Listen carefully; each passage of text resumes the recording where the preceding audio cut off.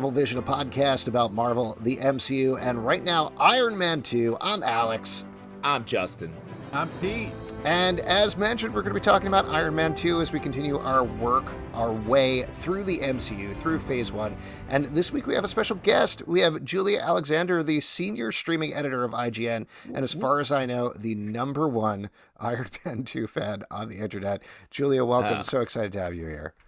Thank you guys for inviting me. This is truly an honor for me to be invited on this episode. Oh, it's our honor. Thanks so much. It's our honor. I mean, we reached out to a lot of Iron Man 2 fans, and let me be honest, it was just a bunch of aliases of your name, so it was great. There are literally dozens of aliases that I wrote.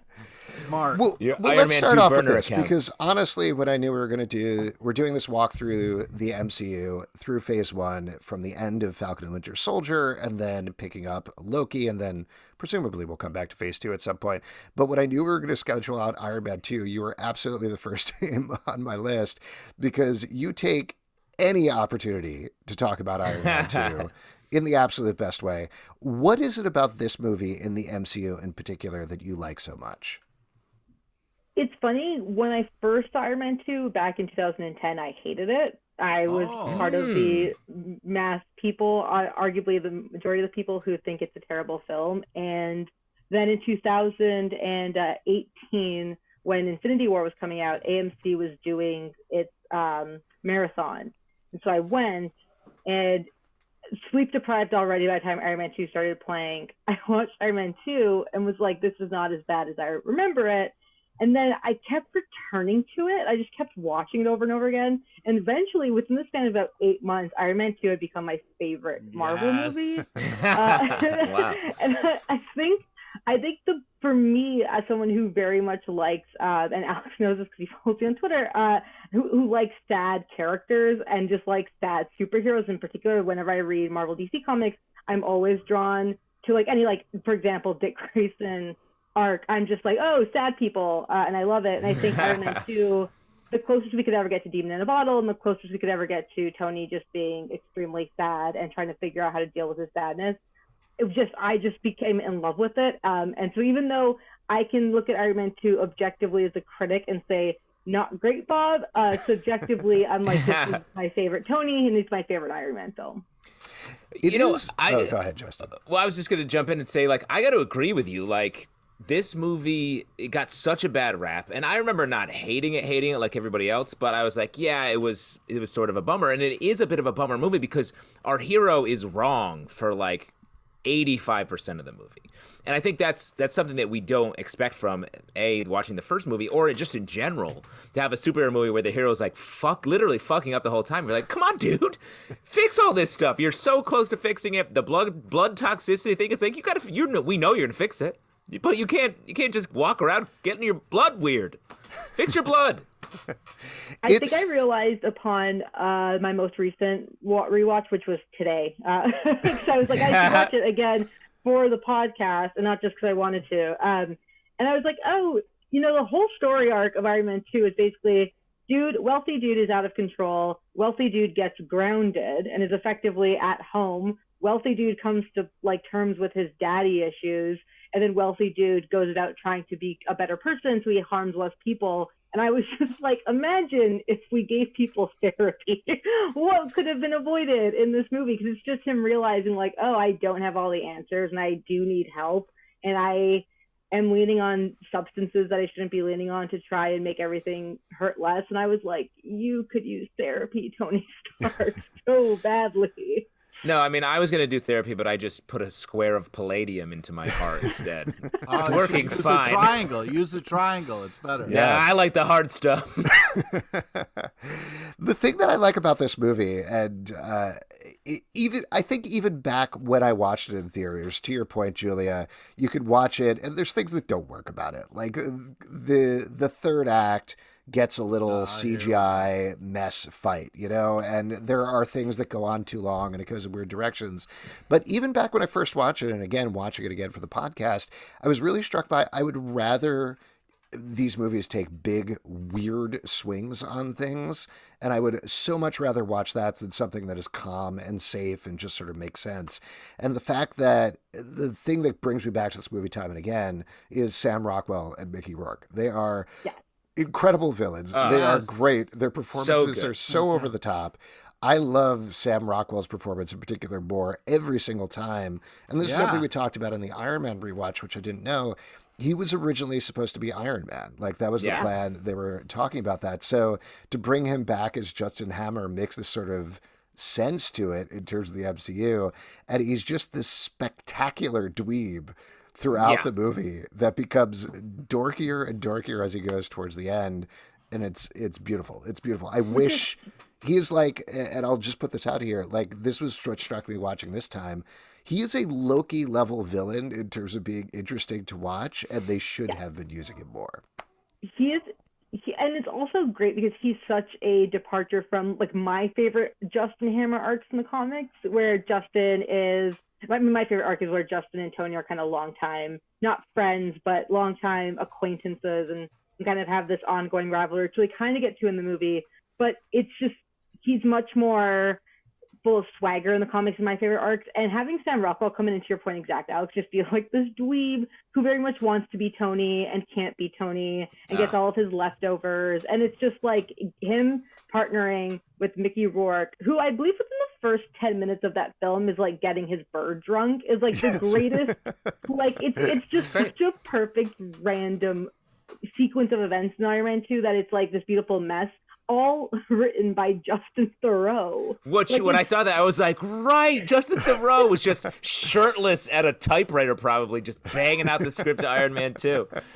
Unbelievable. I mean, it go really ahead, is. Then I'm going to give a little background on this here. Go ahead. Okay. It really is like that first 10 minutes, like you get a new villain reveal, like you have pieces of information.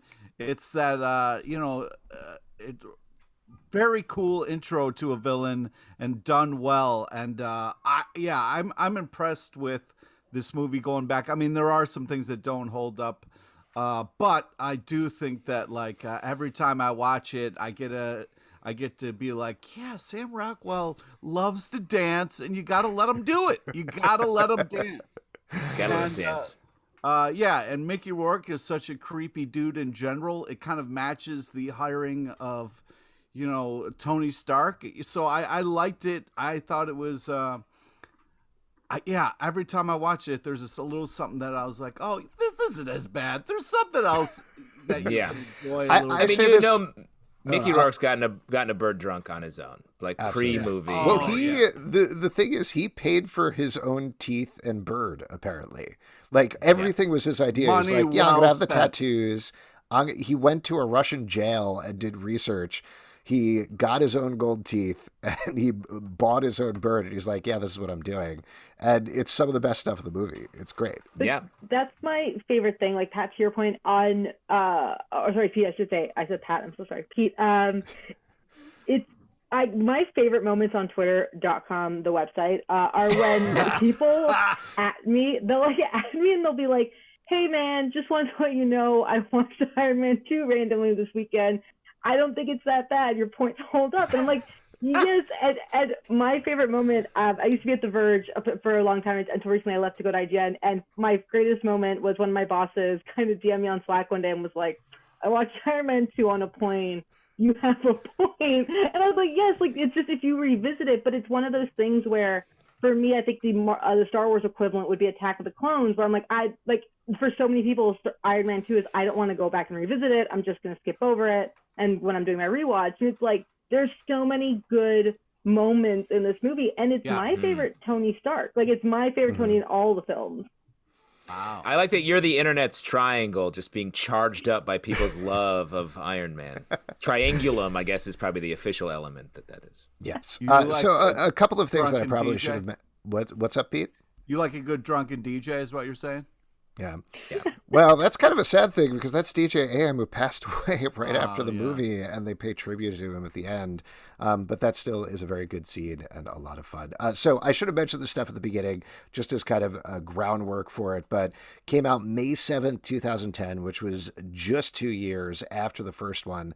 I don't know if folks listening out there remember this, but I remember very clearly there was a phone call the Monday morning after Iron Man came out with Kevin Feige, where it was like, that was an enormous success, even bigger than we thought. But guess what? Here's what we're doing. We're going to skip a year because there's a lot of stuff coming out in 2009. We're going to go right into production on Iron Man 2. Iron Man 2 coming out in 2 years, followed by Thor, followed by Captain America, followed by the Avengers. And everybody's minds were like, right there. But the big thing that happened, and I think the thing that people point to, particularly detractors of this movie, is it was a very quick turnaround versus Iron Man that had this incredibly long gestation period where finally Marvel got the rights back. They figured it out. They got into production, even with all the improv going on there. When it came to Iron Man 2, yes, there was still improv, but there were a lot more things in the works. And that led to, again, something we talked about a little bit on the Iron Man podcast, but it seemed to have led to some friction behind the scenes. Terrence Howard was switched for Don Cheadle. There's a lot of different reports. They vary there in terms of Terrence Howard saying Robert Downey Jr. stole all of my pay. The people at Marvel, and particularly Jon Favreau, has said that Terrence Howard was very hard to work with, excuse me. So we don't know exactly what went on there, but certainly some things behind the scenes. Even Samuel Jackson apparently was very lowballed by Marvel here and wasn't going to come back originally. So the interesting thing from a business perspective, I think, about this movie is Marvel was very much figuring out their model here, that they had this huge success with Iron Man. Incredible Hulk is this little asterisk there that's kind of in the middle. But with Iron Man 2, they were saying, okay, what we want is we want to put together a team. Like, we want to put together these team players. We're not going to pay you quite as much money, but you're going to get a 9-picture deal, Sam Jackson. And that's where we're going to give you this job security here. We're almost going to treat it like sort of a TV thing. So it led to them balancing a lot of balls, which, again, I think is the thing that people point to as not the strongest part of the movie. You're trying to set up Avengers, you're setting up Black Widow, you're setting up S.H.I.E.L.D. You have the shoved-in thing about Thor, where Coulson wanders every once in a while and is like, hey, I got to go see about a hammer in the Southwest. I'll see you later. Did I mention about the Southwest over and over again? But the Coulson stuff has big Agents of S.H.I.E.L.D. TV show energy where it's like, what?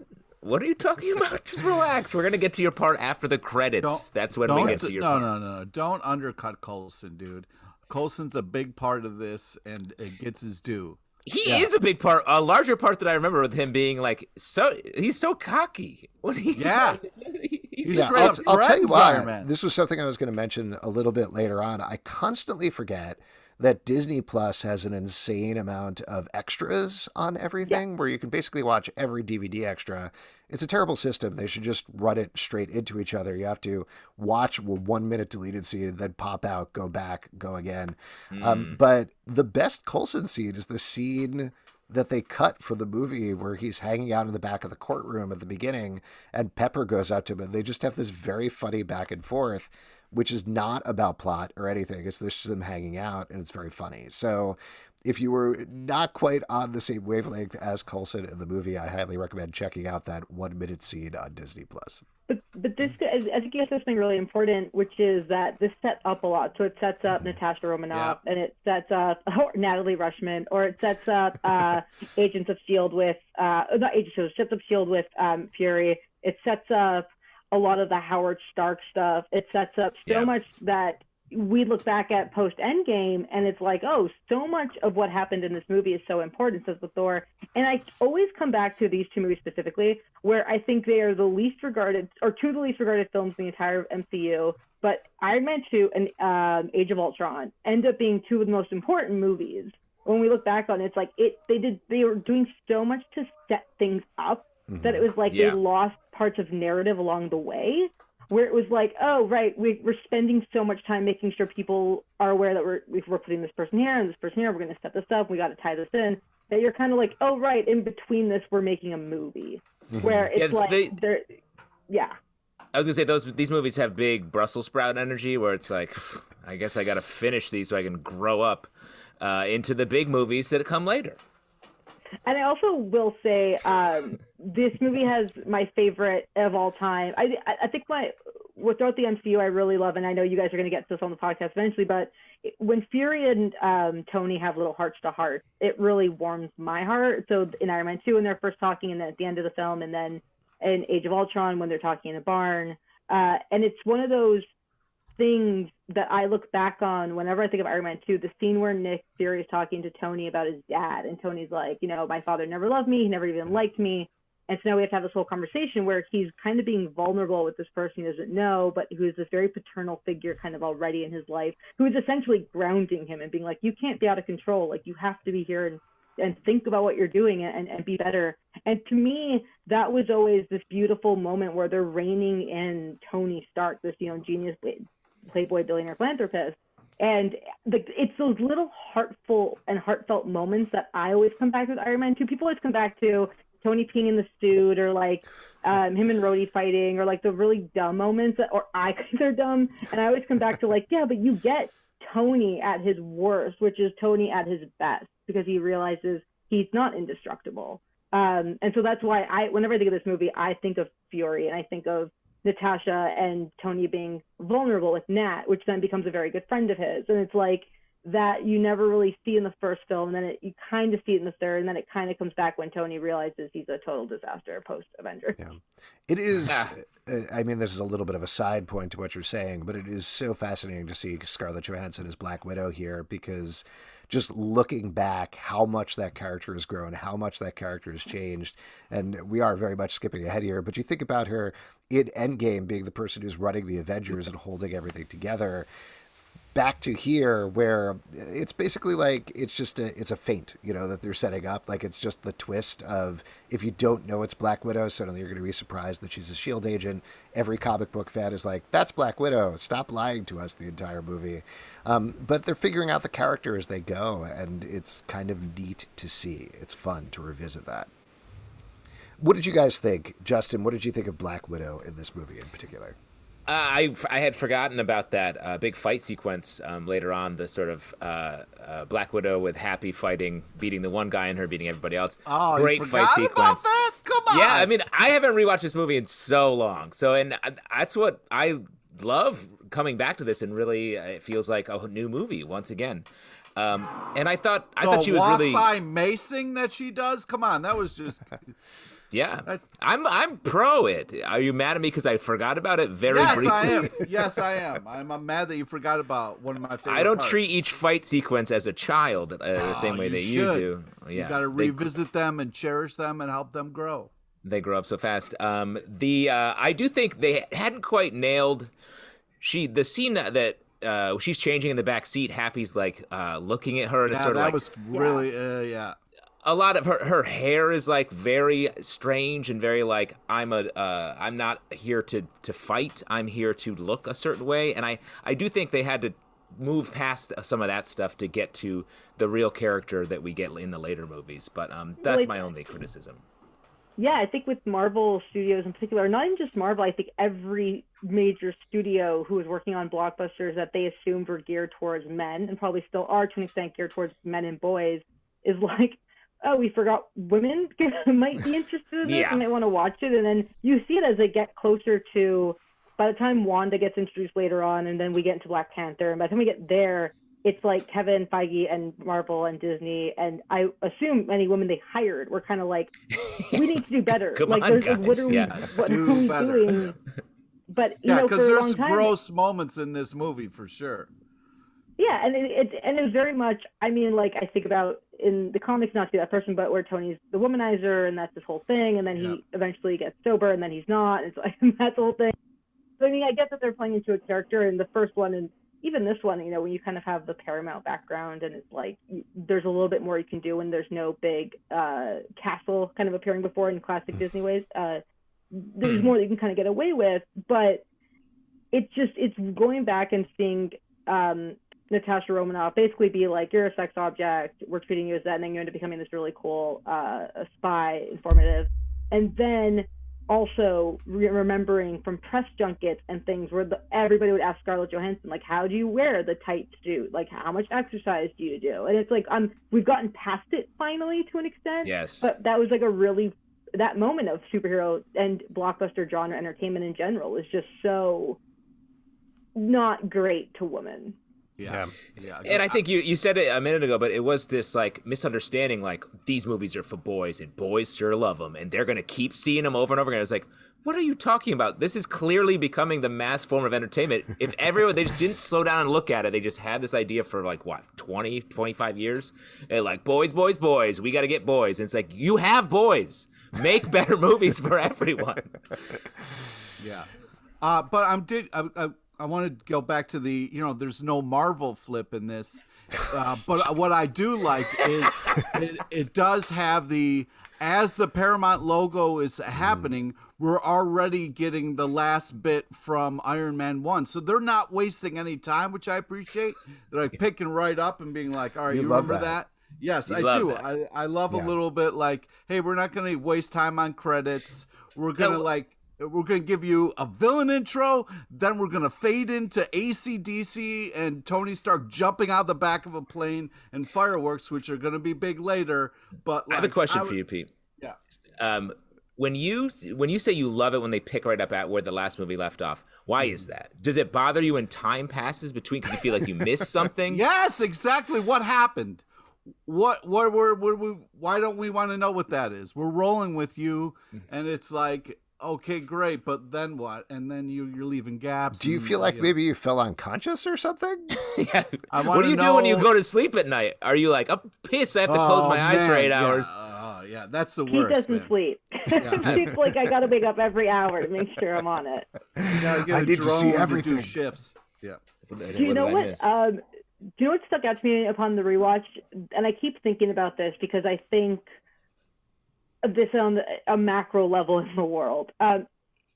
Obviously, one of the funnier cameos in this movie, his first ever acting appearance was Elon Musk appearing to talk to Tony. And especially being like, right now. Yeah. Just to slightly interrupt you and then get back to your point. I watched this Saturday night and I was like, all right, I'm going to watch Iron Man 2. I'm going to skip watching SNL because this is my protest against Elon Musk hosting. Then I got to the scene and I was like, God damn it. Because he did it, and it's that, Iron Man, Jon Favreau has specifically said, in 2008 when we were kind of looking at who was inspired the idea of a modern Tony Stark, it's Elon. And I keep thinking about this because when you think about the two big movies that came out in 2008 superhero-wise, sorry to Incredible Hulk, it was Batman, it was Dark Knight, right? It was Dark Knight and Iron Man. And I think there was this idea at the same time, there's this huge recession happening in the United States. There's this moment of being like, fuck bankers and fuck investment bankers and fuck institutionalized wealth, which is very much Bruce Wayne. And at the same time, this cult of Steve Jobs, the cult of Elon Musk coming up, and it's like pro-tech, pro what's happening there. And so you look at what a superhero is in 2008, it is Elon Musk. And so you base Tony on Elon, and it's like, we're going to have him in the movie, and we're just going to make this a thing because we love him. Then you fast forward to 2018 and Venom comes out and it's like, no, our villain is Elon Musk. And 2021, it's like Elon is the villain. Mm-hmm. And it's like, that's such a fun thing to watch in Iron Man 2 because it feels like such a moment in time where it was like, Elon was the inspiration for this superhero that was going to save the world through energy, renewable energy and through all these great inventions. And then we come back to this point, to your point, Alex, where it's like you were watching this because you wanted to like not watch him on SNL. And it's like, what a moment of frozen in time for this to happen. Yeah. Well, I'll throw something out at you because I think you're absolutely right about that. But on the other hand, you do have this idea with Tony Stark that even though he is a billionaire, even though he's on the cutting edge of tech, he does things with his hands and he does things himself to the point where he creates the triangle thing by bringing in these pipes. He does it. He bashes his wall. He puts everything together versus Justin Hammer. In a montage even, which you must have hated because they skipped several moments in time, Pete. But Justin Hammer even his factory is Elon Musk's factory. Yeah, it is. Shot in the SpaceX facility. So I think you could draw a line there and say that they're kind of pointing to whatever they want. I don't think they were saying anything about Elon Musk in this movie, but I do think they're saying something about these tech billionaires who run shit and cut corners and don't really put in the work and don't really get down on the ground and understand what it is to actually make something, when that is the origin of Tony Stark. He was phoning it in. He was following his father's legacy, and he had to be thrown into a cave and make something himself to understand who he truly is. I love the idea that you're pushing a conspiracy theory, Alex, where Elon Musk saw this movie and was like, Justin Hammer, I want to be that guy. That guy and then he became him. Real well. That guy knows how to have a good time. And he became him coming to fruition this very past weekend. What did you think about the scene where Sam Rockwell plays Wario in the movie? I thought that was weird. Well, that's the thing. Like, Sam Rockwell has a lot of spray tan on his hands, and he does give these crazy speeches. And I was like, that's watching that back now, that's got a little Trump feel to it. That's a little creepy, but like, there is some very interesting things about the fact that Tony Stark was inspired by Elon Musk, and then Elon Musk's like monologue on SNL was like, "Hey, come on, I build rockets and we go to space," and I was just like, "What?" Watching this movie now, it's kind of crazy. But I remember, I like distinctly remember in 2008, 2009, 2010, 2011, like that era. I remember, you know, being somebody who was cult of Steve Jobs and was very much like the tech guys are gonna. You know, even to an extent, like cult of never Jeff Bezos, but Amazon, the idea that like, oh, these tech guys who are creating jobs and are like, you know, making a bunch of money and making very cool, shiny things I can film podcasts on. And then on the Elon side, you know, like the Tesla's coming out much later and doing stuff like that. It was like a moment where they did feel like superheroes, and the idea of wealth that came up via the traditional institutions of Wall Street, and then you're kind of Bruce Wayne, felt antiquated and gross. And now it's like on certain parts of Twitter, it's like, oh, wealth is gross, and Silicon Valley has too much power. And you know, with Tony Stark, I see this a lot on TikTok, because my TikTok is tailored, obviously, and so it's a lot of Marvel. And people, when they talk about Marvel movies, as you guys are doing on the podcast, it's like when they get to Civil War and on the Iron Man stuff, they're like, I don't understand how you could ever be Team Tony, because what he wants doesn't make sense. And I was like, but it's true, because if we actually look at the idea of what Tony Stark stands for, a lot of us would probably not agree with most of it. We had a fun game we used to play in newsrooms, which is like, which of your favorite superheroes would be Republicans? And like, it was always like Tony Stark without question would be a Republican. Like, just without, he'd get tax breaks, there'd be whole things, and he'd be like, sure, I'm just going to vote for this guy. And so I think about this a lot, where it's like Steve Rogers is always the guy that's like, oh, he wants to fight for the little guy, he wants like this distribution of stuff. But I think with Tony, you know, despite all that stuff, there's a heart to Tony that, and because he's complicated, because he's complex, because he's not right, he's not wrong, and he's just trying to do what's best. You know, Endgame doesn't work if Tony doesn't realize that he has to be the one to give himself up, because he's the selfish person. I don't know if I'm allowed to spoil Endgame, by the way. Totally allowed. That we've seen it. Yeah. But like, it only works because he's comes from a place of being like, I'm just doing this for me. And I think Iron Man 2, I start to see him where he has the ending conversation with Fury, and he's like narcissistic, obviously, like who isn't? But he's like, I want to be a team player. Like, I want to be here. I want to help out, and I want to do more than just me. And I think that's such a great point. And I think this movie does such a great job of setting up all the negatives. Like, if you look at the Marvel Iron Man's arc and the first huge run of movies here that we've just finished, this is a hugely important. It's setting up Tony. Like, this first sequence, most Marvel movies have a big action sequence in the middle or in the beginning. This is Tony in court in front of the Senate in a fight. That's the big action sequence that starts the movie, right? And like, it's just him fighting and being wildly cocky. Basically, he says like 4 different times, challenging anyone to come for him. And then it does, and he pays a price for it. And I just thought, I was so caught off guard by that. I thought it was such a great way to start the movie, because you admire him. You're also like, he's too much of a dick right now, but he's undeniable in that beginning. You know what's so funny about that too? I have a lot of friends who work in tech, and so we were talking about Iron Man 2 a few months ago, because I was watching it, and I had friends. I like that you're trying to put a timeline. You're trying to put a timeline on your Iron Man 2 conversations. It's a continuum. I hate to tell you. It is literally like every few weeks. I mean, I watch it once a week, which is sad, but like, it is usually every few weeks I get people together. Don't you dare say that. Never apologize. No.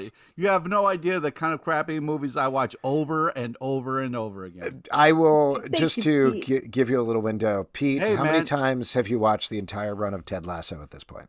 Oh, it's over 25. There you go. So good, That's though. crazy. It's so good. So good. Very good. Sometimes you need a little happy place to go and kind of recharge. And, if it's Iron Man 2, then that's great. Yeah, for me, it's crazy. my children. For you, it's Iron Man 2. Yeah, same exactly. sort of thing. Yeah. Everyone has the I thing. love that. Alex, you're not better than us because you have kids, okay? So don't think that. It's crazy how much time they're taking between seasons, though, Pete. It's really got to be. Oh, man. Yeah. It's like a big nap for you.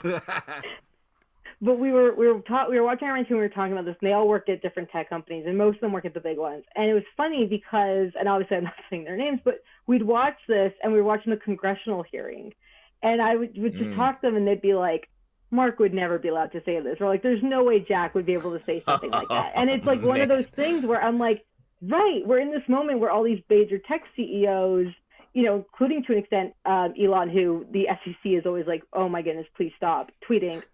They're kind of like, they're testifying now, and it's a weird moment where you can watch something from 2010, and it was really funny, and now it's like, oh no, I guess we are putting tech CEOs in front of Congress to be like, hey man, the stuff you're building that you don't think is a weapon can be a weapon, to be very kind of like blatant about it. And it's like, it can be weaponized. And I just thought it was really funny that all these things they wrote as like over the top Tony Stark Hollywood stuff that was just like LOL is now very, very real. 100%.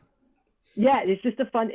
To me, Iron Man 2 is just frozen in time in a very beautiful way, and I think about it all the time. Yeah, like you were saying. Oh, go ahead, Bean. I was going to say something that was crazy to watch is like, Pepper Potts is a cold, and Iron Man's like, put on a surgical mask. That's how. Yeah. And I was just like, what?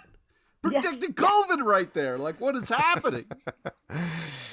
I think talking about the beginning of this movie, though, is a good time to get back to Don Cheadle and talk about the recasting there.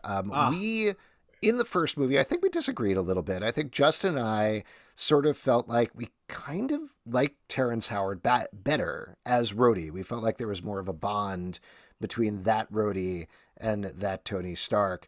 Don Cheadle, great. Love his introduction. It's iconic, him walking in. That is boss. Like, they handled that so well. Like, not only were they looking at the audience, giving a wink, but it all fit perfectly what was happening. And even to Tony being like, being like, no, shut up, nerds. This is how it's going to roll. It was really nice. Like, I'm here, get over it. It's great. Yeah.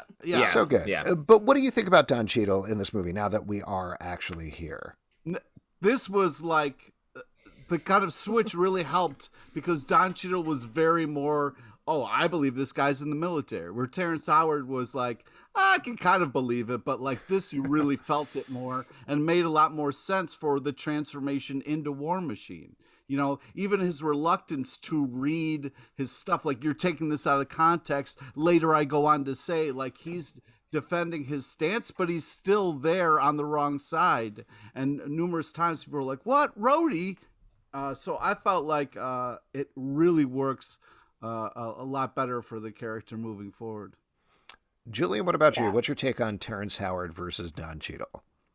I never really liked Terrence Howard as Rhodey, and I just could never get into it, and I don't know why. I remember when I first watched it, I was like, oh, he's fine, but I didn't think there was enough chemistry there, versus Don Cheadle just fit right in. I think Don Cheadle played the character better. I think he makes more sense. I also am very curious, though, you bring it up, it's a really interesting point.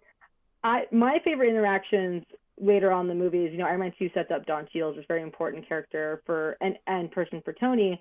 And I really love his further interactions with like Sam, and then as they kind of meet other people. And I'm trying to picture Terrence Howard with like Anthony Mackie. And I'm like, I just wonder if that would feel like a lot, because they're both so full of personality. And I think what Don Cheadle's great at is he's an amazing actor, and he has incredible charisma, and the chemistry is obvious. But he's also very good at being like, I know when I'm going to be the lead, that I have to be the lead, and I know when I'm going to kind of step back and support. And I think it like works really well with somebody like a Robert Paltrow, where just it's noticeable. Yeah. Also, like that roof sequence with another actor, that would be creepy in different ways. Like he pulls that off of like, hey, I'm also on this roof while you guys are making out. Like it really different character choice, and that gets real weird real fast, and you can't fix that in post. Well, we could cut it. I think that to me, it's not Terrence Howard versus Don Cheadle. It's the Rhodey from the first movie and the Rhodey going forward are just wildly different characters. And I honestly think that Terrence Howard would play a better serious Rhodey, like in this movie and going forward, because he's just less. The Rhodey in this movie is less fun. He doesn't get along with Tony as well. He steals the War Machine armor and just takes it. Like, that's not good. He steals it from him. Yeah, but they have a huge fight and they punch each other. He steals it from him. He steals it from him and gives it to the government. The one thing that Tony said don't do is don't give this to the government. I don't want it to be a weapon. And he's like, well, I'm going to do it anyway. Well, that's not good enough reason to take his intellectual property and sell to the government to become a weapon to go do bad stuff. He's got 18 of them. He just took one. Pete, you're wrong. You're wrong here. No, you're part of the military-industrial complex, Pete, and I've known for a long time. Whoa, don't put that on me. You've been stealing my military secrets and selling them to the government. But I tell you where it's great is when he was in the suit and fighting like that was really... But yes, and I do think he is good. I like Don Cheadle a lot as an actor. I just wish Don Cheadle's such a great comedy actor. Like, I want that fun Rhodey for Don Cheadle to play going forward, and we get a little bit of it. You get a little bit of it. But the scene we talked about in the Iron Man 2 podcast or Iron Man 1 podcast, that moment when he's like, Tony, I can't drink any sake, and then it cuts to them and he's having this long, like, intense conversation with them. I want scenes like that where they are friends first, as opposed to like competitors / co-workers. Hey, sometimes friendships get weird, man. Yeah, I know you. Do you ever think about Bob Iger being like, we've inherited this world and sitting down and watching like, cool, so we sell the princess dresses and like all like Buzz Lightyear. Then we've got Robert Downey Jr. and Terrence Howard watching strippers on a plane, and then just Tony peeing in a suit in Iron Man 2. I think about that all the time, where they must have been like, so things have to change a little bit in order for our audience to be met. But yeah, I think of House of Lies, Don Cheadle, and I'm like, he's just so good, and I would love House of Lies, Don Cheadle in this.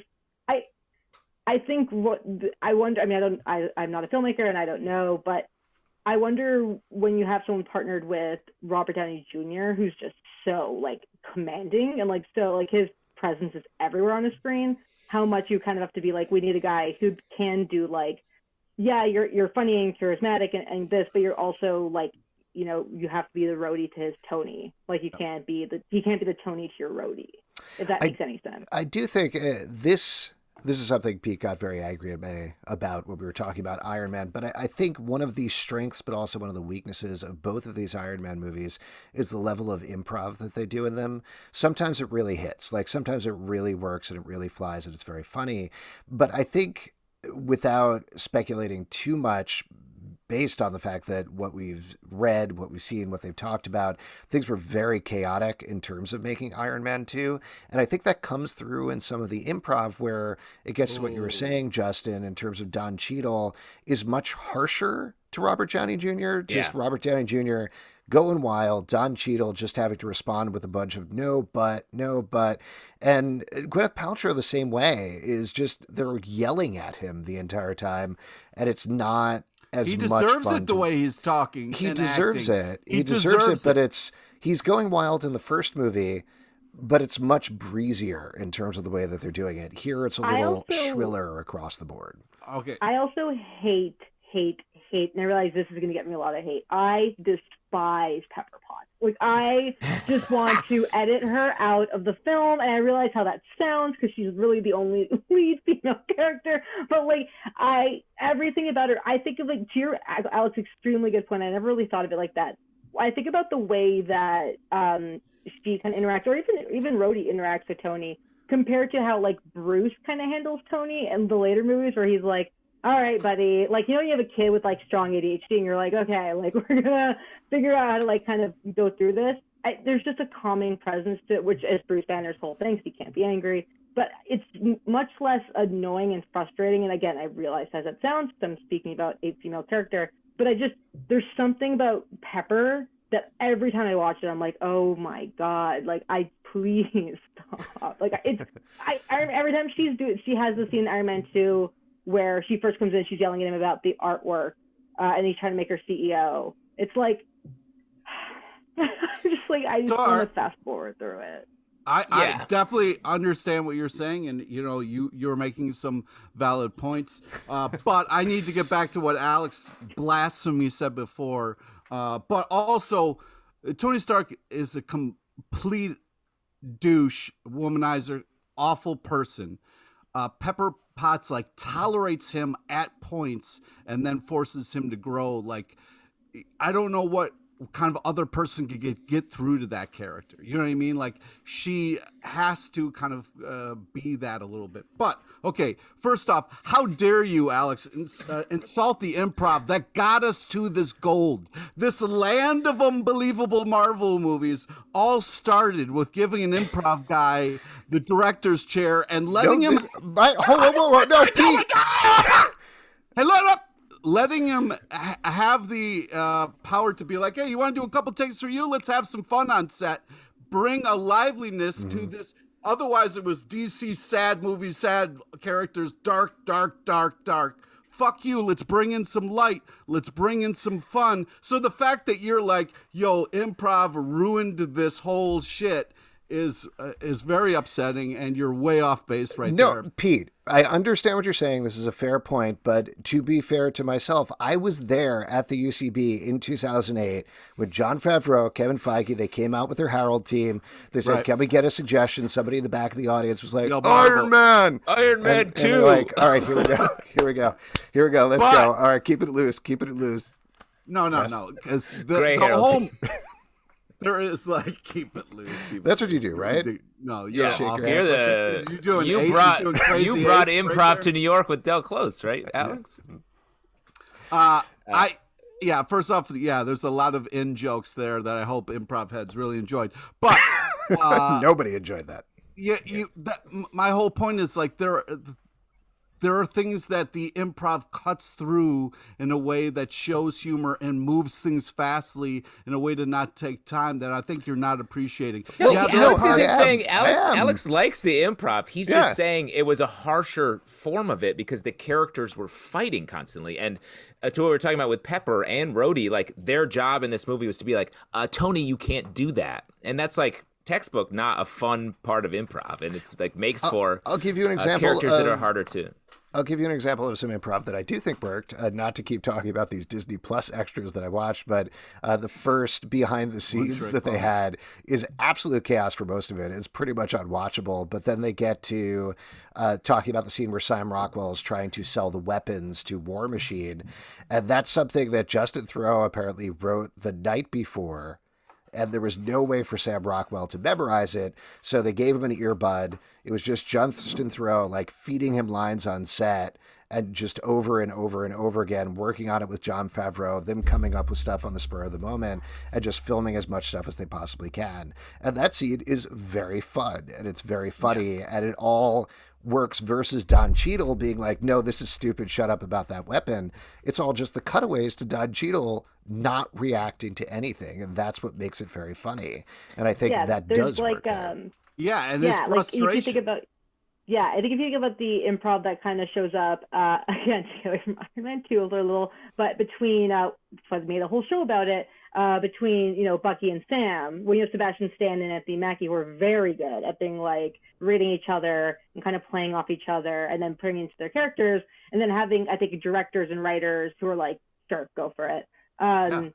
It makes, I think there's a difference there where the improv comes through a lot more versus when you're letting Robert Downey Jr. be Robert Downey Jr. Basically, he's just that him, and it's you can do all the improv you want, but also these two characters, we need you to be no but, not yes and.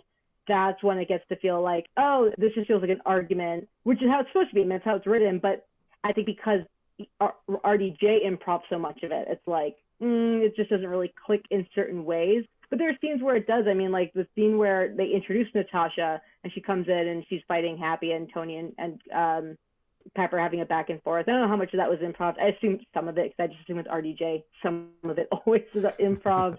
It's that's a great scene. That scene works really well because they're bouncing off each other and it's working really well. And even if it's fully written, their chemistry in that scene works much better than their chemistry in the first scene where they're she's yelling at him and it just feels weird. Yeah, I agree. I would like to quickly touch on that scene. Like, yeah, that, unfortunately, this, because of the time period, John Favreau or Happy makes that horrible joke of like, oh, you gonna box me, or did you take a little booty camp class or whatever? It's like, fuck you. But yes, I do agree. Like the introductions, especially with the having an improv eye for that kind of stuff, just like starting scenes in the middle of action, like that kind of stuff, like so great and used well throughout. And Alex, you make a good point about improv. All improvisers just have an earbud in the ear with a writer whispering lines to them. Yep, that's improv, right? That's 100%. Okay. That's why it's so funny, because someone wrote it and is saying it. I mean, it really felt like I used to love going to ASCAD. How did they write that? Well, and the radio frequencies going on in that. There's the 8 people on stage at the same time. Everyone just like. All I meant was that they riffed on it until they arrived at the script. Just did. You got it, dude. I want to talk about the one of my favorite action sequences in all of the Phase 1 movies is the Monaco race. I think it's so good. It's so it has the vibe of James Bond, and the only lameness comes from its reminding me of the pod racing scenes from the Star Wars prequels. But otherwise, for the prequels, yeah, I don't know. I don't know about that. Let's not get into prequel arguments incredible. Right now. But the way they introduce Whiplash in that sequence is so awesome. The briefcase armor I love. Still one of the best. Just so well done. It's so scary. Rewatching it, I was like, this is so tense. Yeah. And there's all these weird tonal shifts and funny. Yeah, there's total shifts where they're like laughing and Tony's like, hurry up. Like it's just Well, let me ask you about this part, because I saw somebody tweet this out the other day. I didn't actually watch the scene. They were like, this is the most chaotic scene in the MCU. And I didn't watch it. And then I was watching the movie and I was like, what are they talking about? This is awesome with Whiplash coming out. And then they got to the part which they had clearly captured for the tweet, which is when they just run into Mickey Rourke with a car over and over and over again. That's crazy. That is a crazy. And he's whipping the car into pieces at the same time. It is wild. Yeah. I mean, what other thing could he do there? He only has a car and a suitcase. Yeah. Sure. I guess that's fair. Pete will take Happy's side in any situation. That's right. Oh yeah. I also like how between the first Iron Man and the second Iron Man, it's just one movie. And for Pete, it just continued right away. All right, there was no break between the two. That's what you want. I appreciate that they spend a lot of time in those two movies showing just how advanced like the Mark upgrades are, even between those two, which is then a through line for all of Tony's arcs, which are like, in the third one, he's like, oh yeah, I'm on Mark, whatever. And then by the end game, he's like talking, or Infinity War is talking to Bruce, and he's like, it's nanotech. You like it? Like, it's a cool thing I just made. And then I think that between the first and the second, though, I have a soft spot, because it goes from being like, I made this thing in a cave, to I spent so much time getting this right, to by the second one, he's like, I have a briefcase that turns into a Mark suit that I can just keep on me when I go out. And it's like a fun little moment where, without saying how much he's working on them, they just show you with the different suits, and then it's him in the briefcase suit. It's like, oh, this is what he's spending his time on. Like, this is it. And it's a cool thing, to your point, that they just challenge the filmmakers to do a more awesome Iron Man suit every time. And it's a very like lizard brain thing to watch. But then when you jump ahead to Avengers, it's the same sort of thing where he jumps out of the building and he's got the gauntlets and it comes on him and everything, or jumping to the Extremis armor or anything like that.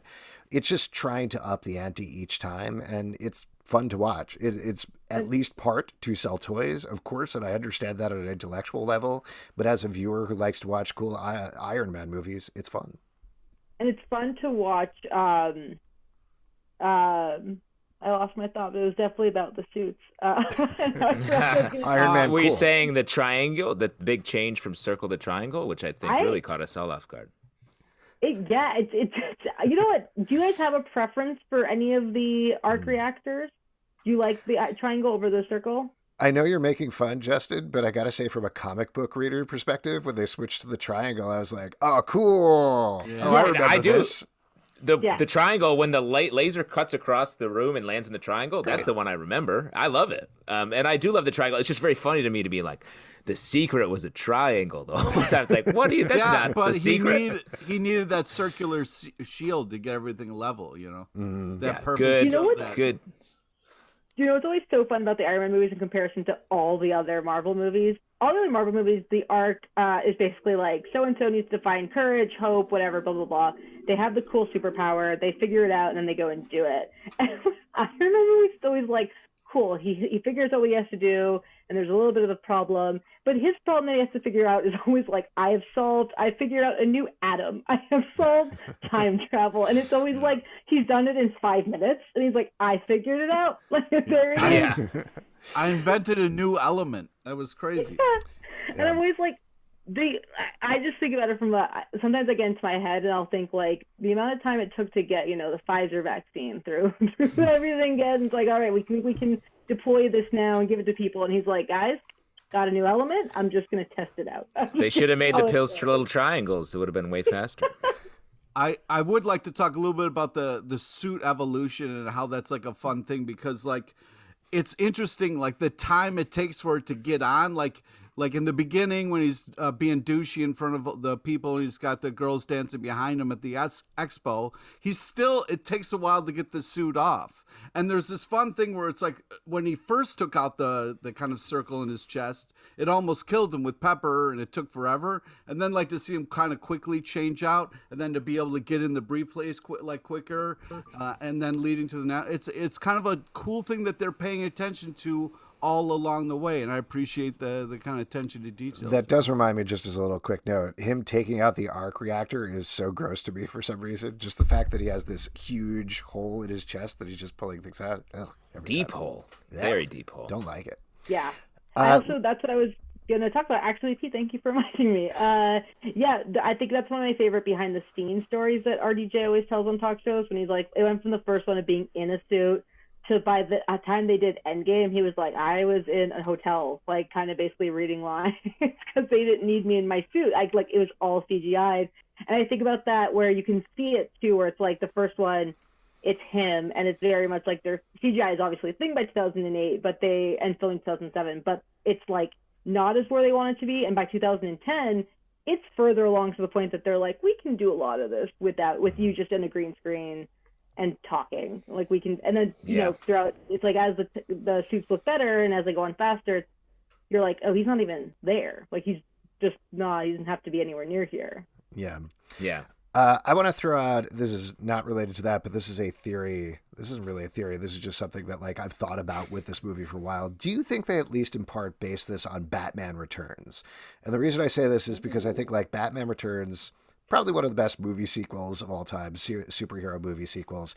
It really set the mold for these sort of things. But I was really struck by it in the opening of this movie. What? Empire Strikes Back is. I haven't seen that one yet. I gotta check that out. I hear it's very good. Don't tell me like any Attack of the twists. Clones, right? Yeah. Oh yeah, I've seen Attack of the Clones. I've never seen Empire Strikes Back. Also, when John Carter 2 comes out, bro, that's gonna be your jam. You're gonna That's love the new that. Star Wars. It's the new Star Wars. Mark my words. The Batman Returns, though, starting at the beginning here with Mickey Rourke, his dad dying. Even kind of the music had the sense of like Tim Burton, Danny Elfman-esque thing to it. But if you think about that movie, that starts with the Penguin at the beginning. He gets sent out by his parents. He's an orphan. He builds us this army of birds and eventually goes to take over Gotham City. So he's this weirdo who comes into the middle and kind of messes things up for Batman. Then you have Justin Hammer's kind of like Max Schreck, this businessman who's hiring and working with the Penguin and wants to manipulate him, but eventually Penguin gets one over on him. And into the middle, throwing things into the mix, is this woman in a cat suit, Catwoman in Batman Returns. Here it's Black Widow. I don't think it's necessarily a one-to-one, but I have to imagine they at least looked at it a little bit and modeled things there, but I don't know. Maybe I'm wrong. Anybody? Ironclad case. That's a case. I like that case. I have never thought Case about closed. it, but yeah, I like it. All right, cool. If you ever get to talk to Justin Theroux, you should absolutely. I absolutely Definitely should. ask him. We interviewed him about, what was it? Your Highness or My Highness or whatever? I believe it was Your Highness. It was called the Seth Your Rogen Highness. Stoner movie. The Danny whatever movie. Yeah, I feel like Seth we Rogen, asked him yeah. if he was going to come back for another Iron Man or be in the MCU at one point. He was like, I don't know, maybe. Yeah, he's like, "Can I be done with this interview with you two idiots?" And he was like, "Yep."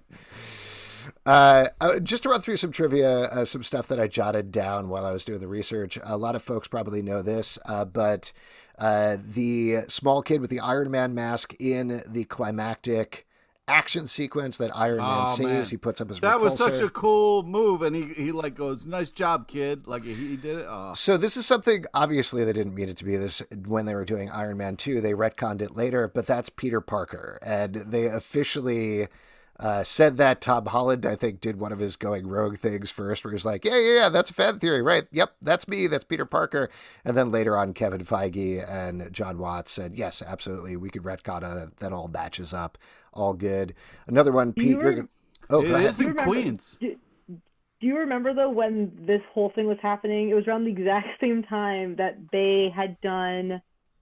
so it was Spider-Man Homecoming, and then something else had happened. It was like Guardians 2 had come around, like it was right at that time period, and they realized that they screwed the math up, and they were like, "Oh, we set things at a different point."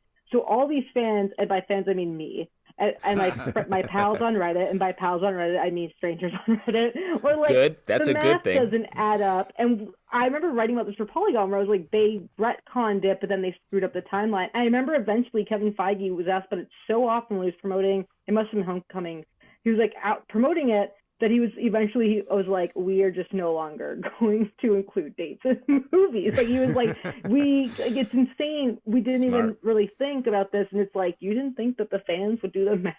I'd be like, wait a second, this doesn't add up at all. But I remember that it was part of it, where it was like the retcon moment where he was like, shit. It's funny that they did that later on and didn't match it up, when a lot of the stuff in these early movies, particularly when you get to Captain America, we mentioned the shield that he kind of shoves under there. Yeah. There's all these other Captain America references in Incredible Hulk and in the first Iron Man, and they don't really match with First Avenger at all.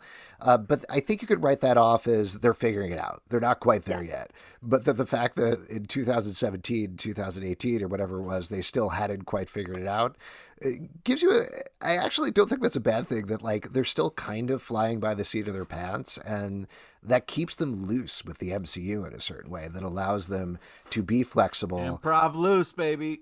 Improv.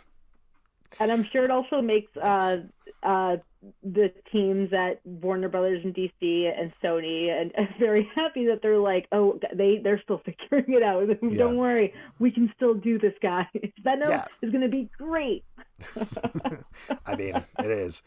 Pete, you'll probably like this fact. I don't know if you knew this one, but Genndy Tartakovsky actually storyboarded the movie. Oh, nice. Tartakovsky. I thought that was a fun one. Goddamn right, man. Lots of folks know this. This is still one of the wilder casting things, but Emily Blunt was originally going to maybe be Black Widow, but she had a contractual obligation to do Gulliver's Travels instead, so she did that. Things have turned out okay for her, so we're not too worried about her. But the other actresses up for the role: Jessica Biel, Gemma Arterton, Natalie Portman, Jessica Alba, Angelina Jolie, Brie Larson, and Pete, you'll like this one as well, Eliza Dushku campaigned very hard for the role of Black Widow. But of course, no one got it. It was Scarlett Johansson. This is another one. I don't know if this is true because I couldn't find any sourcing for this, but there were a bunch of different folks that said Al Pacino was up for the role of Justin Hammer. And that's particularly wild because then later on he turned out to be Mephisto in WandaVision. So it is crazy. Yeah. I'm glad they saved him for that, as we all predicted correctly. Mm-hmm. Another interesting pattern that I think they set with this movie, because they had the Sam Jackson end credits on Iron Man. They didn't really have an end credits on Incredible Hulk, as we talked about as before the credits.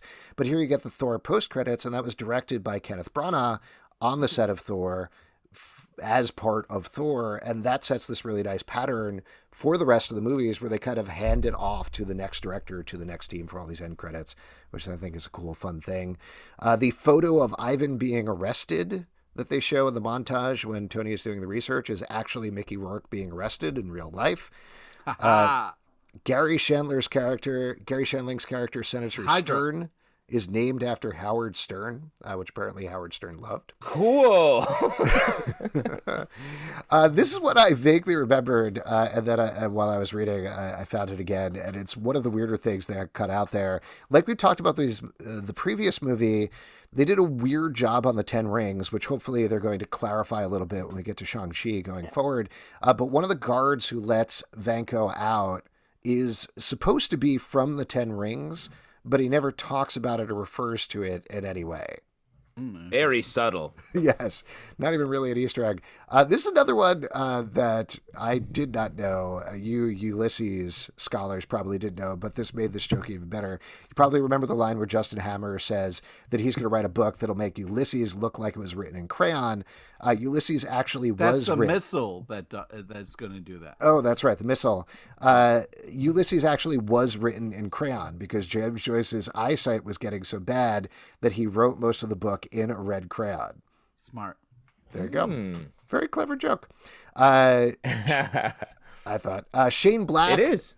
Shane Black contributed ideas to Iron Man 2. He went on to write Iron Man 3. I think this gets to some of the stuff you were talking about earlier, Julia. But his big idea was, what if Tony was like J. Robert Oppenheimer, the I Have Become Destroyer of Worlds. I don't know how much it exactly plays out through there, but I definitely think like that opening trial scene, that plays in very nicely there. Or at least people are trying to impress on him that he is J. Robert Oppenheimer, but he doesn't accept it at all. Yeah. Let's see. The last one that I wanted to mention, this shows up a bunch throughout the MCU, but Tony's materials that he gets to make the triangle are crates from Project Pegasus, which shows up in a couple of movies. I think it later actually shows up in Thor, definitely shows up in Captain Marvel as well. So it's another one of those little Easter eggy things that starts to pay off later on. Before we move on to the next section, though, any other parts from the movie that anybody wants to call out? Any things that jumped out? If we're on Easter eggs, as we all know, Jon Favreau's cameo in Friends, he played this dude that had issues with MMA, and that was in continuity with this movie. So, yeah, I'm going to point that out. I would love to see what piece of paper you're holding that has that written on it right now, Pete. But also the something I like to talk about is they had when he was in prison, Whiplash was in prison, and that dude came in. That's his stunt double, and it's nice to see stunt doubles get a little screen time, just because they're the real hero of movies as far as all the action is concerned. So anytime you can give them a little nod, that's always much appreciated. And he actually killed his stunt double in that scene. That was a documentary, right? So he was ready to take. He wanted a new stunt double. It's the only way to get rid of him. And let me say, that scene is perhaps the worst scene in the movie, because that scene makes no sense. There's no reason any of that. None of that had to happen. None of that had to happen. No, when you blow up the cell and then they find a body that's similar to his, they think he's dead. That was Hammer's whole plan. When a bomb goes off, they can't see the body anymore, so he doesn't have to look like him, A. B, he's got to have the same body type. There's no reason the guy's to be alive when you put him in the cell. Why do you have to fight him there? He doesn't need to give him the bomb and the potatoes when he's handing him the key across the door. Explosion covers up the fact that it's not exactly him. It blows him up. Explain the potatoes, enough. Pete. Explain the potatoes. The potatoes is the bomb. Oh, I thought they were some weird potato, very old potatoes. No, yeah. The last thing I kind of wanted to bring up is for me. So, as we know, and I'm sure a lot of listeners know, Iron Man 2 is very loosely, but inspired by Demon in the Bottle, which is my favorite Tony Stark arc. It's a lot of people's favorite Tony Stark arc. It is when Tony realizes he has a drinking problem, and he has to kind of realize or figure out if he wants to continue down that path, or if he wants to become sober and kind of get help. And that becomes a continuous thing in Tony Stark's canonical arcs in the Marvel comics, is that Tony's sober, and it's something he kind of always deals with. And as much as I love what Justin Theroux tried to do, and as much as I understand why they couldn't lean into it fully, there is part of me that is always like, I would love a, HBO A24 style, like Tony Stark, Demon in the Bottle arc, where he gets to be a total, his alcoholism gets to come to play. Because I think it's such an important part of his arc. And I just like Tony Stark as a character. I always have. And I think without that, a lot of what they're trying to do doesn't land as hard. I think if it was like, oh, we're going to discuss substance abuse and wealth and how wealth and substance abuse kind of ties hand in hand. I think right now, especially when there is an epidemic of the drugs in our nation, I think it would just been a really great thing to highlight. There's like this character, and he does get sober, and he continuously kind of struggles with it, but he is consistently trying to remain sober. I think it's like a power of his, it's a strength, and I wish, while I understand why they couldn't, I do wish that they leaned into it a little bit more. Totally agree. That's been kind of a huge bummer for me, and I'm definitely reminded of that every time that I watch the party scene in particular, where they go exactly like you're saying. They go maybe 60% of the way, 70% of the way, but they don't quite get there. They don't quite hit it. And there were so many rumors before the movie came out that, oh yeah, it's going to be a straight up Demon in a Bottle adaptation. That's what's going to happen in this movie. And that's not what it pans out. I don't know if they ever will do that. Obviously at this point, you could have a Disney Plus series or a one-off or taking place back in time. But yeah, too bad. Any final thoughts from you, Justin, before we move on to the next section? No, the one thing I want to say is, like, we didn't really talk about the problems with the movie in depth too much, but I do think there are just a couple scenes like that prison scene where it's just like, these scenes that just deflate a lot of the momentum they were building. Mm-hmm. And they're spaced out in a weird way in this movie. So that's the only thing that's one of the reasons I feel like the pace of it's a little off, and that's what made everyone so sort of upset. Yeah, it's something, particularly when you're rewatching it, I think like the first half hour, 45 minutes is great. It's just really good. It flies along. It's super fun. And there's a certain point where it starts to get a little too complicated and have too many ideas going at the same time. Pete, you were raising your little finger there. Yeah, one last thing before we move on. I wanted to kind of, we talk about casting, and there was some amazing casting in this movie, but Gary Shandling destroys in this movie. Rest in peace. Like, really amazing stuff, especially with the kind of callback at the end to have him give Tony and Rhodey the awards. I mean, just you want to talk about comedy. I mean, that's comedy gold right there, and that was magic, absolutely magic. And one thing we didn't mention, the low-key cameo by Stan Lee as Larry King was hysterical. Yeah, very good stuff. Let's turn to the vision board, where we look at stuff that is coming ahead, specifically stuff tying into Iron Man 2. So a couple of things that are coming out of this. First one, very belated here, and most people probably know this, but we're going to finally get a Black Widow movie 11 years later after her debut on July 9th, coming to Disney Plus Premier Access. I always forget what that's actually called, as well as in theaters. What are you thinking about? How are you feeling about this movie right now? Are you excited to see it? Are you going to go see it in theaters? Are you going to watch it in the safety of your home? Julia, where's your head at on that one? So finally glad we're getting a Black Widow movie 9 years after we should have gotten a Black Widow movie. No, I mean, I'm excited. I think part of me is excited to just go see. I'm fully vaccinated, which is very lucky, and I'm very happy. And I'm very excited to go to Alamo and like watch Black Widow and, enjoy that as a tipsy treat. But like, I think, and then I will buy it again on Disney Plus. Like, I am that person who absolutely will do both, because I just want to be able to watch it again when I get home. I think part of me is very concerned it's not going to be good. There's like a gut feeling I have where I'm like, it might not be great. Also, I really love Scarlett Johansson. I really love Black Widow. I really love Natasha Romanoff. If they're teasing any part of what happened with Clint in I forget the city, but like all the stuff that ties into it, I'm really excited. And I think just after 18 months, 19 months without a Marvel movie in theaters, I'm just excited to like sit in a theater with Marvel fans and watch Marvel movies. What about you guys? How are you feeling about Black Widow right now? Sort of the same. Definitely want to go to the movies to see it. Going to get out of the house, and I'm not super worried about it. I feel like this is a movie that they know has to sort of carry the weight of the MCU or sort of reignite the flame. So I do think that they are going to want it to really, it's really important this movie hits, I think, especially now there's been such an extra gap in time. I think we talked about this a little bit. We were discussing Falcon and Winter Soldier, and there's been a lot of varying reports, but it's going to be hard not to watch the movie wondering what has been tweaked or changed or is different in the MCU, either because of when Black Widow is coming out or that they have done to Black Widow, though I don't know if they could do anything other than excising a scene here and there. But it's going to be kind of fascinating to watch from that perspective. But yeah, same place as you guys. I'm just excited to watch a big movie.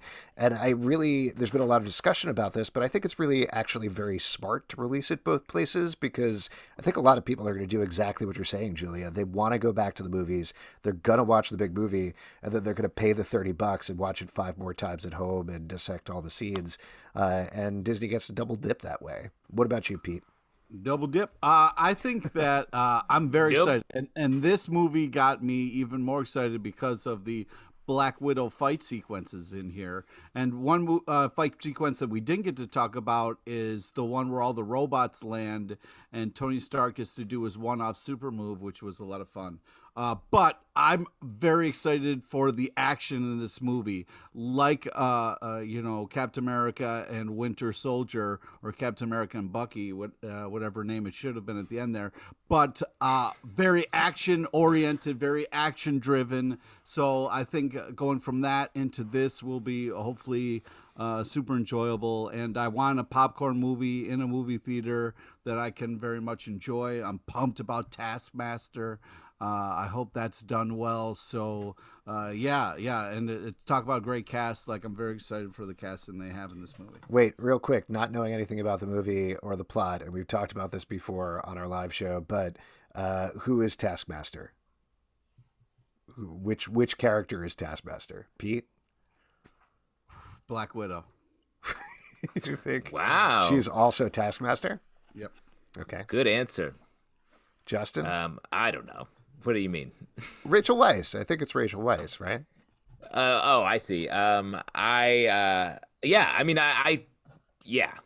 There's no there's one trick they're pulling here. There's not a lot of options. Right. It's either in the right hand or the left hand. Yes. Julia, do you have a guess? Yeah, I think it's Mephisto. Finally, I think this is how they tie it in. No, that would ruin the movie for me. I think that would absolutely ruin the movie. I'm here to take your marriage.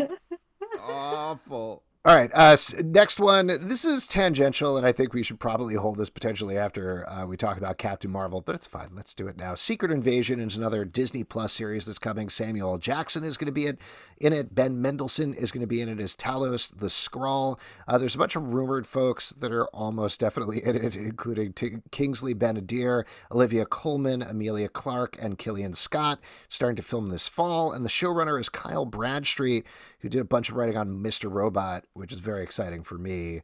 What are you thinking about this one? Justin, what about you? This is the one that I'm like, I don't quite see it yet. It seems a little, I feel like all the Skrull stuff they've done in the movies so far has been sort of like, it's not quite landing. It doesn't seem like a menace. It doesn't feel like, I just don't know where they're falling on the Skrull side of things. And the show keeps getting confusing with everything more confusing the more we learn about it. So I don't know. Yeah, Julie, go ahead, Pete. I'm sorry. But that's what I'm kind of excited about is like they're making different choices with Skrulls in the movies than in the comics. And it's kind of like, well, if they're the good guys, what's happening in Secret Invasion? What's going on? But they've been doing such a great job with their movies that like I'm excited to see how they're going to pull that off. Julia, thoughts? Yeah, I'm stoked. I have like good gut feeling. It's honestly probably one of my most anticipated Disney Plus Marvel shows. Like I'm just very, very. I mean, that cast alone too is just so good. And like, if they do it right, it can be just one hell of a banger. And like, I'm so excited. On the same wavelength I feel about Loki, where I'm like, if they pull it off, it's just like an immediate kind of, for me, classic, where it's like, it's got all the right ingredients for me. So I'm very excited. Well, on the Nick Fury bit, we talked about this a little bit with Iron Man 2, but he's mostly sitting around talking and trying to advise Tony in a certain way.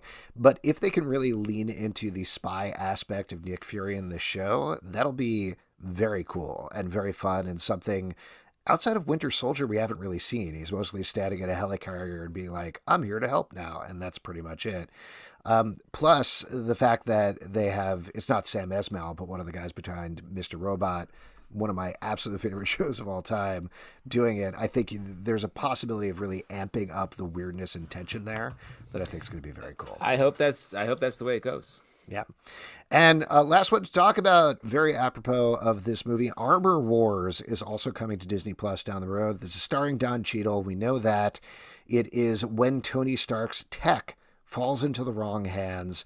So let's throw this out. This specifically came to mind when I was thinking about Iron Man 2. This is the perfect opportunity to bring back Sam Rockwell, right? Yeah, I would think. Oh, yeah. Watching this movie, I was like, this has got to be the guy. And now he's like, actually, he's not a fail son anymore. He's been burned. He can come through with some actual tech and not suck so hard as he does. Plus, we're going to hopefully get some more dance sequences, a little bit more hammer time. That's what people hammer time. Maybe it's a musical. I don't know.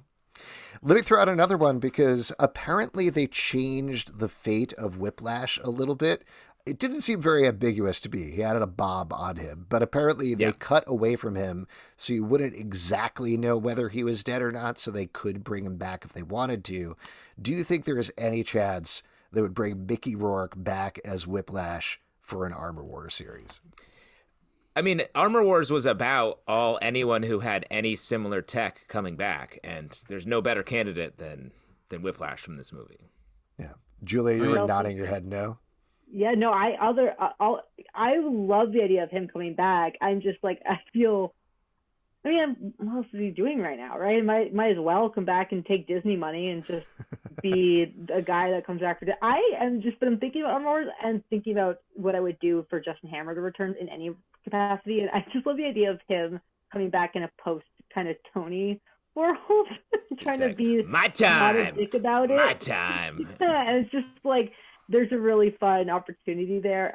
Armor Wars is also, I think, one of my most anticipated. It's like those shows I'm more excited for than necessarily like She-Hulk to an extent. Which I am. I love Marvel. I'm a shill. Like I love all of them. But like Armor Wars and Secret Invasion are like two of my very anticipated ones. Yeah. Pete, what about you? Did you have any thoughts about this one? Yeah, I mean, it's going to be interesting. I mean, I think it's Don Cheadle getting to shine a little bit, which I'm very excited about. And that'll hopefully shut down people with the kind of back and forth of who should have played what. And I think it'll probably hopefully put this to bed. You know, no one's saying that anymore. Yeah. It's just because we're talking about this all. Yeah, we're doing an MCU rewatch podcast, Pete. That's why we're talking about it right now. All right. Well, what about the Boyd? Do you think he's going to bring back the Boyd? Did I do that right? Beard? Yeah. Bird? Seamless. Bird, how does you say Boyd? My Verd. It's like with a V. Boyd. Yeah. Maybe that'll come back as well. And of course, Pete, your most anticipated Happy Endings, the Happy Hogan Disney Plus series is coming. Are you excited about that one? Shut the fuck up. Are you serious? Absolutely not. Yeah. Julia, thank you so much for coming on. It's been a pleasure having you. Is there anything you want to plug before you go? Yeah, thank you guys for having me. It's always an honor to be called an Iron Man 2 expert. That is truly like the height of my career. You can follow me on Twitter at loudmouthjulia. I do tweet a lot. And I do have it's supposed to be weekly, but it's becoming bi-weekly just because timing, newsletter that you can subscribe to. It's called Musings on Mouse. It's on Substack, and it's basically about Disney in its different capacity and everything they have going on right now. And I will say I don't subscribe to a lot of newsletters. I do subscribe to that one. Super fun, super interesting. If you have any interest in Disney business or anything like that, told in a fun and fascinating manner, definitely check it out. There you go. And on our end, couple of things to plug here. If you want to support us, patreon.com/comicbookclub. Also, we do a live show every Tuesday night at 7 p.m. to Crowdcast on YouTube. Come hang out. We would love to chat with you about Iron Man 2 or really any Marvel movie. iTunes, Android, Spotify, Stitcher, or the app of your choice to subscribe, listen, and follow the show at Marvel Vision Pod on Twitter, Instagram, and Facebook. comicbookclublive.com for this podcast and many more. Until next time, stay marvelous. You get better every it's time. The face at the end, right? There's more gravel in your voice every time you do it. Stay